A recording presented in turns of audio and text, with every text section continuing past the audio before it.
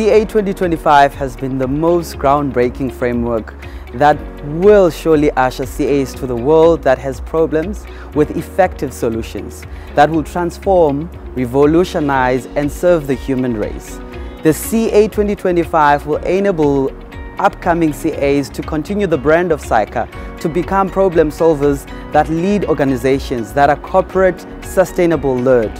This means operating in ways that meet crucial responsibilities in the areas of sound corporate governance, protecting the environment, and helping in fighting corruption. I've drawn my own personal inspiration from many SAICA members that have proven that CASAs are still relevant and are needed in this digital wave. These SAICA members have become my personal idols that have proven we are able to solve the problems we currently have. One of my personal favorites, Marcus Swanepoel, CASA, a co-founder and CEO of Luno, a leading global cryptocurrency company on a mission to upgrade the world to a better financial system. And my also all-time favorite, Nicholas Reimer, CASA, solution-driven CA, a mindset that led to the creation of the Invigilator app, an entry-level smartphone application used to monitor online and remote assessments, of which he is the co-founder and CEO of. Amongst many SAICA members doing great things, these two wonderful gentlemen continue to prove that CAs are trailblazers and have the solutions to the ESG problems that we have. By way of introduction, as you can see, I am Siyasibulela Kepe, based in Cape Town. I am an individual who is a community developer at heart with an avid inclination toward blockchain technology that I believe one day I will use to help root out corruption in the public sector supply chain. I've recently completed a nano degree to become a blockchain expert at the European Tech School that was sponsored by my firm, BDO Financial Services. Digital transformation is challenging large financial institutions as they battle to transform from their current technologies to digital solutions, which affects the quality of audits we perform for clients, recommendations, and advisory. With my blockchain skill set and knowledge, I had the privilege and honor to be accepted by the Financial Services BDO team specializing in regulation for the financial services to bring an impact that I achieved under this team through thought leadership, research, material development, and training for the National Financial Services team. Through these initiatives, I brought a perspective of blockchain in South African regulation, ecosystem, new developments, of course in the South African context. I'm sure you're wondering what form of value blockchain brought at BDO. To have a practical idea, let us delve into the projects I had the opportunity to train and bring thought leadership for the National Financial Services at BDO. As an FS regulation trainee, I had the opportunity to be invited and participate in the presentations of the Governor of the Reserve Bank.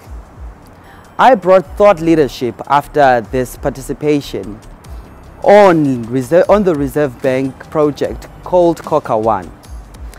Let's just say, let's think of moving from our current payment system to a system which removes all third parties with a mission to achieve greater efficiency, speed, scalability, transparency, and confidentiality.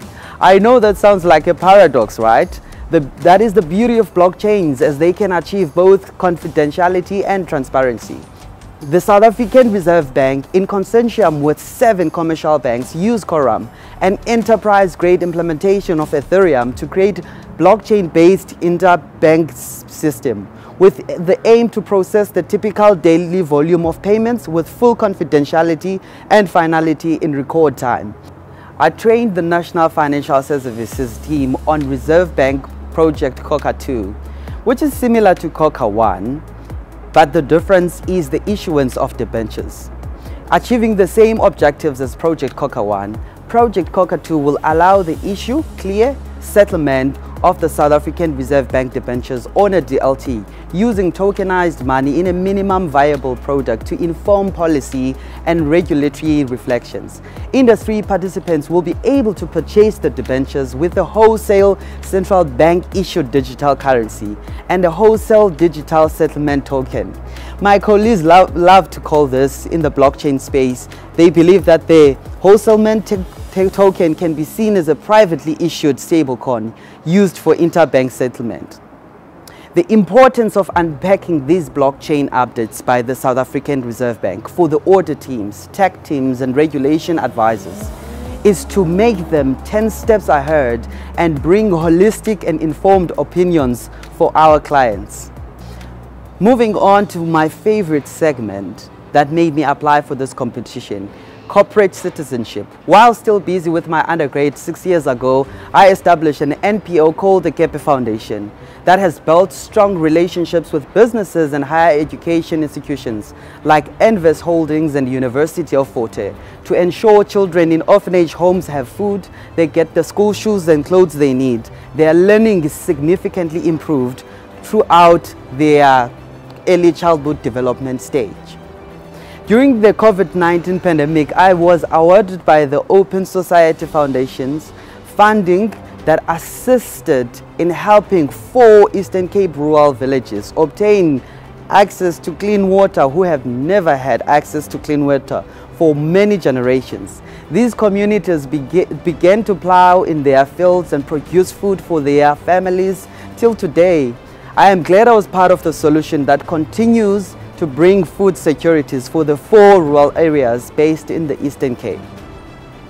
In terms of my lifelong learning, I obtained IBM Certified Data Scientist badge, which encompasses the machine learning with Python, data analysis with Python, data visualization with Python, databases and SQL, and lastly, I learned skills for 4th Industrial Revolution. Not all CAs need to be very technically savvy with these skill sets. Some need to be aware, know how, what and why they are relevant in the organizations that we will lead in. So we can influence and advise strategic thinking and train and employ talent that will implement these technologies and bring efficiency for the organizations that we'll be part of. One of the recent ones, I am so excited that I've been accepted by the Harvard Business School to be granted an opportunity to be able to learn how I can better achieve my share of the UN Sustainable Development Goals through a nano degree in sustainable investing. With the alarming rate of corruption that continues to draw back our nation, I believe that blockchain is an answer. For example, blockchains can offer end-to-end visibility for categories of government spending, and with data that is not vulnerable to manipulation, mitigate possibilities of fraud and enable accountability. Implementing blockchain in the government supply chain can help with fraud and corruption detection, supplier management, traceability and ledger trust.